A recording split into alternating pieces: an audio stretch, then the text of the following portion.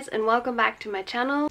Today I have my September wrap up for you, and as I started practicing it in the month of August, I will do a little TBR first of what I want to read during this month, and then seeing if I will be able to achieve my goals better this time. First up, I kind of want to finish the books that I started in the last month, and there are quite a few of those, and most of them were on my TBR for August. First, one of the rereads that I chose for last month, Lines of a Ghost. I'm on page 78, so not really far into it at all. Why I Am No Longer Talking to White People About Race by Rennie Eddo-Lodge. You can see that I started most of them because I don't have the dust jackets on. That's a habit of mine to take them off while reading them. And I'm on page 42. Then the 6th Michael Vey book. I'm on page 117 here. And lastly in this category, another reread, the second book in the Charlie Bone series, Charlie Bone and the Magic Time Twister. And I'm on page 40 here. Don't get me wrong, I really enjoyed all of these books so far. And I really want to read all of them, but yeah, I haven't. I have problems. I'm sorry. Then probably something that will be continued on at least until the beginning of October, because it is like not wanting to finish those books in this month, but it's not like I would love to finish those books all this month, but I don't think I will be able to, because they're just really big and really massive and really chunky, and therefore I'm not sure if I would be able to finish them. And those are my Japanese travel guides that I have. With those two I kind of try to read 10 pages of each every day, and I'm not really good at it. I'm completely honest here. I am only successful if I read this during my lunch break, and yeah, that were like 2 days last week, but I was successful there, and kind of want to get into the books more to determine which book I will take with me on my Japan travels, because I don't want to take them both. Labyrinth Tokyo book. There are 38 tours in Tokyo, Japan, and I kind of want to read one every day, and I'm already really behind on this one as well. Maybe get some inspiration on what to do when I'm in Tokyo. I probably won't get around to this book. I think I have enough to do with the books I already showed you, but if I somehow miraculously get around to another book, I want to finally read Red Rising by Pierce Brown. Let's get on with the wrap-up. I actually really don't bother to show all of these books separately. My opinion for basically all of those is that this is a really overhyped series that got better during these 3 volumes, but not in a way that I would say I enjoy it that much. It's an okay read, but nothing more, and also nothing less. And the 4th volume, with the introduction of a new character, was kind of starting to get interesting, but I still have the problem with that this is based on so many plot holes and a story that doesn't make sense at all, that I can't become a fan of this. And yeah, really overhyped series, and I don't really get why people are so over the moon with this. Beware, this won't be a 1-sentence wrap up on a book. Actually, I didn't even quite finish this book technically. I kind of skimmed through the last 50 pages or so, but I need to talk about this book. So, Michael Vey Rant in 5, 4, 3, 2, 1, let's go. So, Michael Vey, Volume 6. I mean, it's no secret that I was a fan of Richard Paul Evans, yes, and I say was because I no longer am, because I'm just so disappointed in him this year, and that actually makes me really sad, because he's written so good books and I've loved so many of his books, and I've also loved this series to pieces, and now he just kind of ruined everything in my opinion, and could see past basically everything so far except with The Broken Road, because this book was just shit. But I thought, well, I liked the Michael Vey series, and I thought his writing style was also good in book 5, and book 5 was okay to read, but again, not really so great. And just book 6, the beginning I really loved. I really liked that we got to read from a different perspective, the perspective of Welch, and to see more of another character, but then it just got worse and worse. First of all, it's cool to include like a little dossier thing where you have every character listed off, and that's cool, but there was a character included in it that we just met at the end of book 5 and that we just knew so little about, and there was just too much information on her in this dossier at the beginning. If it would have been at the end, it would have been fine, but in the beginning it was just, I got to know so much more about the character that I didn't want to know, so it felt like a spoiler. And then what also was really a major issue for me while reading the entire book and while enjoying most of the story, this made me so iffy, the continuity error. I mean, if you start something in a book series, especially if it's a book series that is this fucking long, then you should stick with what you started, you know? In this case, being so into the fact of, no, you have to be careful, the enemy is always around, the enemy can always get to you, and so on and so forth. And this was just kind of completely thrown overboard in this book. I mean, it's one of the places you have to give your, like your name, and this doesn't make really sense if you have to stay in hiding to not be found out by the enemy, but this was just completely not relevant in this book. And of course, the evil didn't care, and that's just, no, that was just so frustrating because it was always preached in the books before, and there were a few of them, that you have to be careful, that the enemy is always around, and so on and so forth, blah blah blah, groups splitting up, and then it's just like this dumbass shit. Yeah, okay. Then what I also really didn't like about this book, and what made me even more iffy, is that the good characters changed in a way to get more okay with hurting people. The characters in these books have very dangerous abilities and are able to hurt a lot of people. And I do understand that hurting people can happen in certain scenarios, and in self-defense it's okay.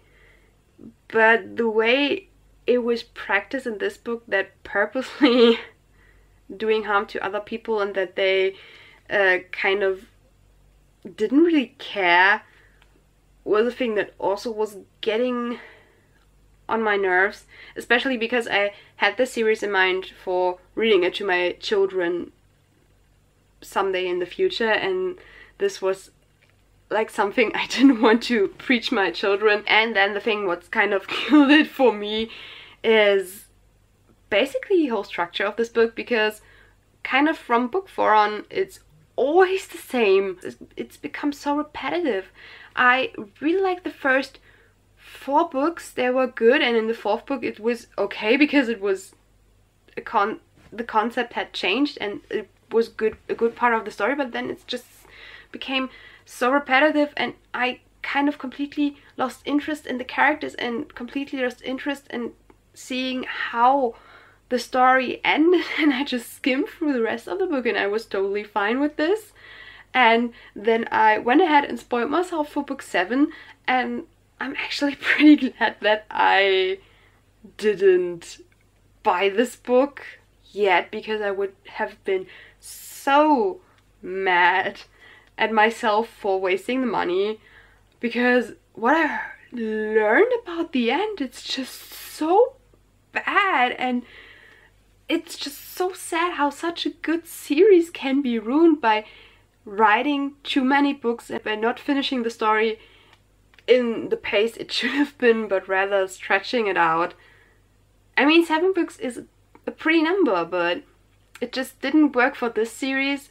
It would have worked way better if it would have been like 5 books, but just the structure should have been so much more different. And I know in some cases this way of storytelling that you have every book a new task and every book something new to accomplish works for some series, but in this case it just didn't. It completely failed. And yeah, the end, I would have been so furious if I've read that end. It would have gotten even more in the direction that I wouldn't have liked. It's really sad. I invested so much time in this series and I love the first few books so much, and now I'm just really I'm so disappointed. I definitely will not pick up Richard Paul Evans' newer books, that's for sure, because in my opinion he has just become this writing machine, putting out book after book after book, but somehow kind of losing the heart and soul in it. And I think you can definitely see this in his newer works. Yeah, I will stick to the few books I actually liked and the one series I actually really loved, and just ignore everything else. But yeah, I'm filming about 12 minutes on this topic right now, and you can see I'm mad. Look guys, I just had to change my bookshelves because I'm so freaking furious right now. Back here used to lie my Michael Vey books, and here were some more of Richard Paul Evans books that I held on to, like the rest of the Mistletoe series. But I'm just so freaking mad right now that I decided to get rid of all of them, all of the books that I don't like by Richard Paul Evans. Wow, I'm mad. Just being so impulsive to rip everything apart, and then just looked so empty that I kind of put my TBR books here. Not really satisfied with the aesthetics, to be honest, but something had to go there and it looked even worse before. And I don't have any before and after for you because spontaneous AF. They surprisingly took really long to read, were cute reads. It's really interesting to learn more about the manga business and, you know, how people make mangas and how people become mangaka. It's really interesting. The basic plot on how and why and so on and so forth is a bit too kitschy for me, in my opinion, but still it's really cute and great reads, and you surprisingly get a lot of reading time out of those. Okay, this book was really great. I was a bit hesitant when going into it, but yeah, it was really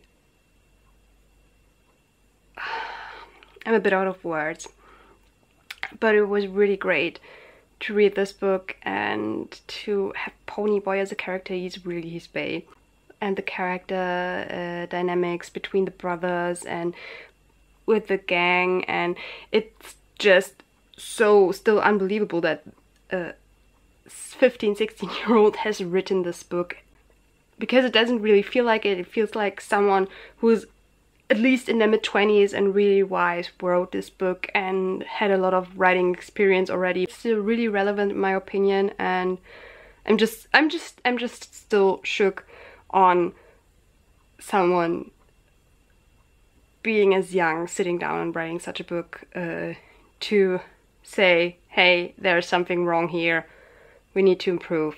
And that's just, I give a heads up to Essie Hinton. She's just amazing, and yeah, wow. So that was my reading month of September. I know, not really that great either, but I've kind of come to terms with my current reading habits. I just like to watch a lot of TV shows at the moment. I like to still watch Fairy Tail a lot. I like to watch the originals. I like to watch Sherlock, so there's not that much reading time left, and I'm kind of really okay with just mostly reading in my lunch break, and I'm really good at sticking with that. I don't expect that it would change in October, because I will be gone for 2 weeks. I will be in Japan for 2 weeks, and I know myself, during such travel adventures I don't read that much, so we will see what happens. To give you a little bit of an update from my TBR, I managed to read most of the tours in the Labyrinth Tokyo book, and I actually really like this book, and hopefully we'll be able to do some of the tours in Tokyo. I also bought the restaurant Tokyo guidebook because I hope it will complement this book a little bit. As for the other 2 Japan guides, I didn't really read a lot further in those, but I decided to take the photos travel guide with me because it has a lot of additional information, a lot on the culture, a lot on food, crafts and all that stuff that I believe would come in really handy when I want to know more while I'm there. And also the information that you get on the different places are far more detailed. Information on some places is in one book but not in the other. Like with this, there is nothing of Odaiba especially, but I don't believe that I will make it to Odaiba anyway, so I'm fine with that, and I believe I just will get more out of this book. And then for the books that I had on my TBR that I took on from August, I didn't manage to finish any of those, but I came a lot further in Why I'm No Longer Talking to White People About Race. I'm over halfway through this book now, and hopefully we'll be able to finish this in October. And otherwise I didn't really bother to pick up any of the others except for, as you could see, Michael Vey. And then I also decided to get rid of Red Rising by Pierce Brown because kind of the ending for Michael Vey that I read online spoiled Red Rising as well for me. So I'm not really in the mood for reading that book anymore. So guys, that's it for this video. I hope you enjoyed it. Give it a thumbs up if you did. Give it a thumbs down if you didn't. And I will see you soon with another video.